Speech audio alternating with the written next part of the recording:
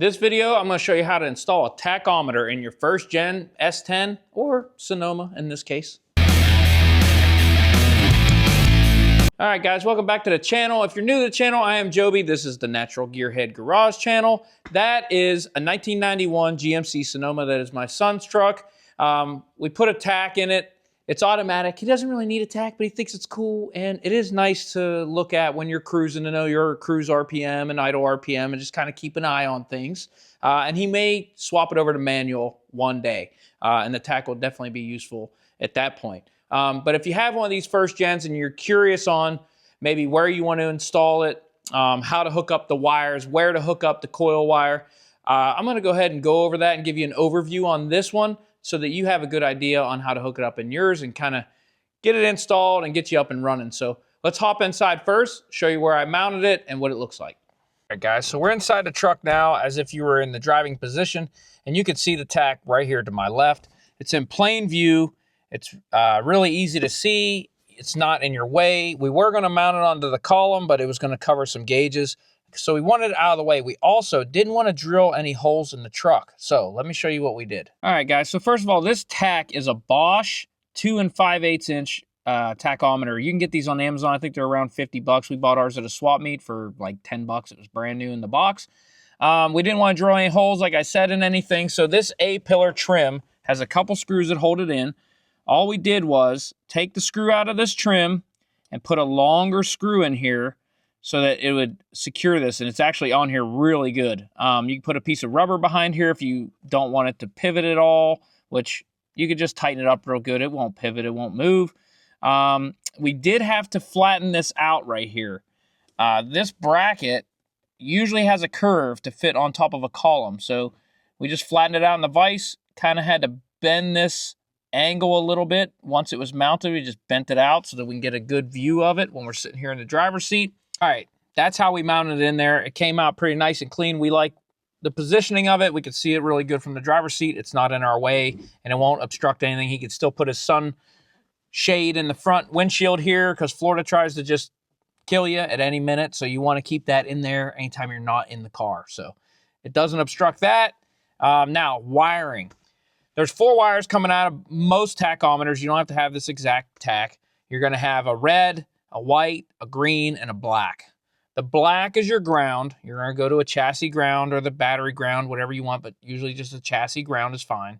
You have a red wire. You're going to want to hook that up to ignition. You don't want it power all the time because then your Tach will be powered all the time. So something that turns on and off with your ignition. You could even put it on a switch if you wanted to. The white wire, going to go to your lights. You want something that dims with your light switch, so whenever you turn the lights on, it comes on, and as you dim your dash lights, it'll go up and down with your dash lights. It looks nice, and it's not on full bright all the time. The green wire, that wire will go through the firewall and go out and hook into your coil negative, and I'll show you what wire that is.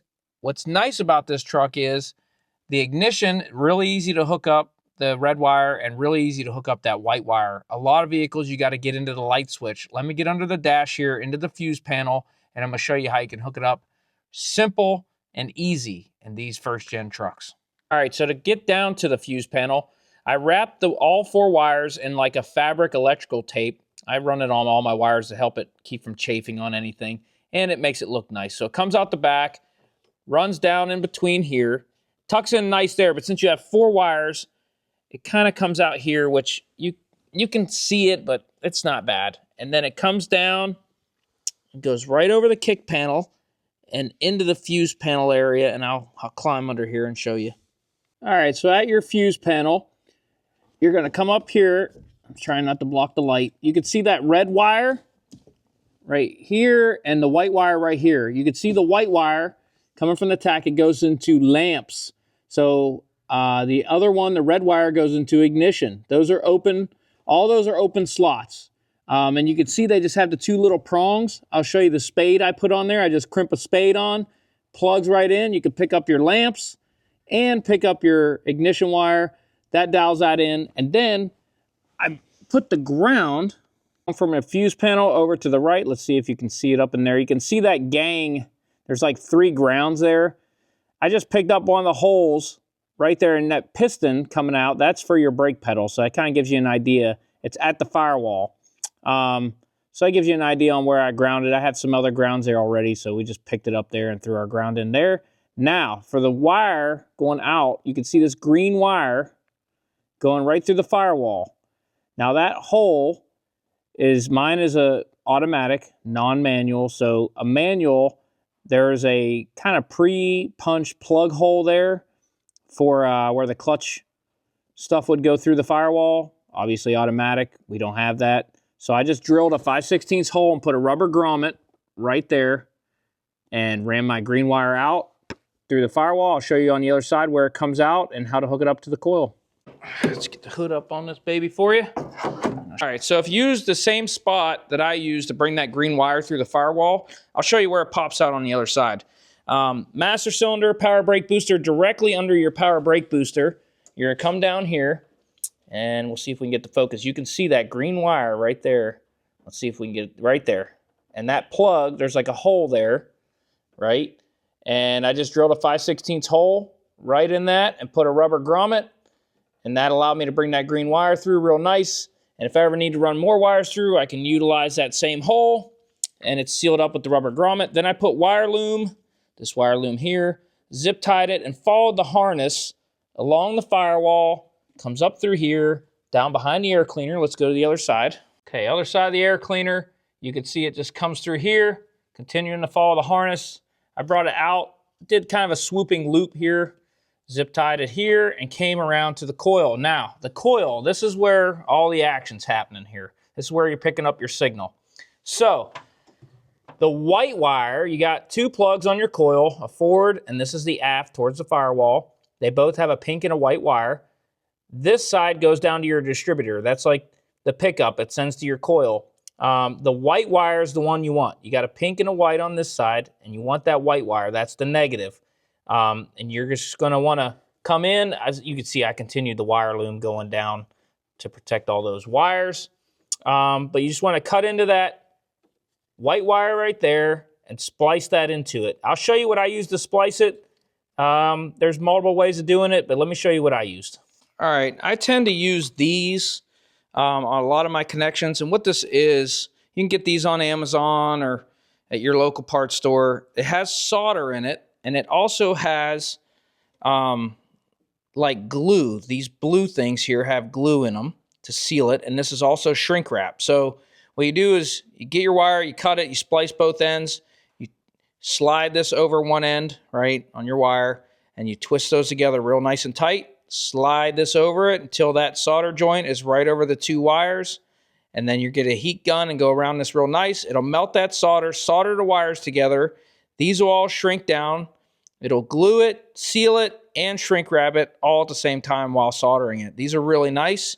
And then, of course, you've got, you know, your other varieties of connections, however you want to do it. I like these. A lot of people don't use these, but use what you want. Some people even use the, I do not recommend the little taps, the one where you slide it over the wire and you put your other wire in there and you squeeze it together and the metal goes into both wires and then it clamps over and latches. I hate those. I always end up with a bad connection. I've done it in the past, years and years ago. I'll never use them again. And if they're in my vehicle, I will cut them out and put in some better connections because they are terrible.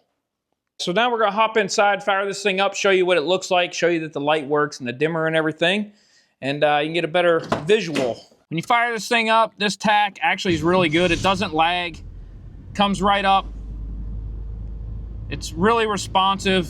I do like this Tach. I can't tell you about longevity because we just installed it. So, but it does respond really well.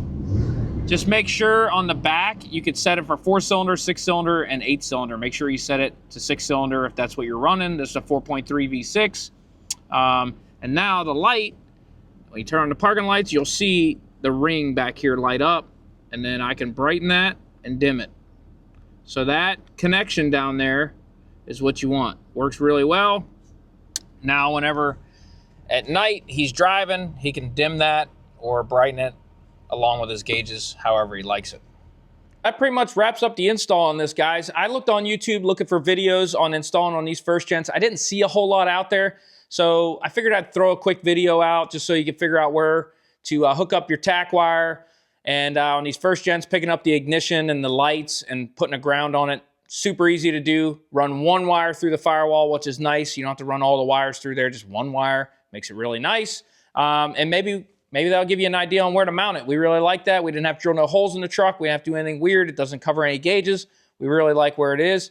And this particular Tach seems to work really well, and the size is really good. Just depends how big you want. If you go with a big 5-inch monster Tach, it ain't gonna fit there. So you're gonna have to find something else. But the hooking up of the wires, that'll all be the same. These S10 Sonoma, S10 Blazer, all that, these first gens, they're all gonna be exactly the same kind of hookup. So hopefully it helped you out. Consider subscribing to the channel if you're not subscribed already. Maybe check out some other videos. We do a lot of how-tos. We go to drag races, car shows, all kinds of stuff like that. We got some other projects coming in the future. We're gonna put some boost in a C10. We got all kinds of stuff going on around here. Hopefully this video helped you out. Like and share on social media. That'll help the channel grow. And appreciate you watching, and we'll see you in the next one.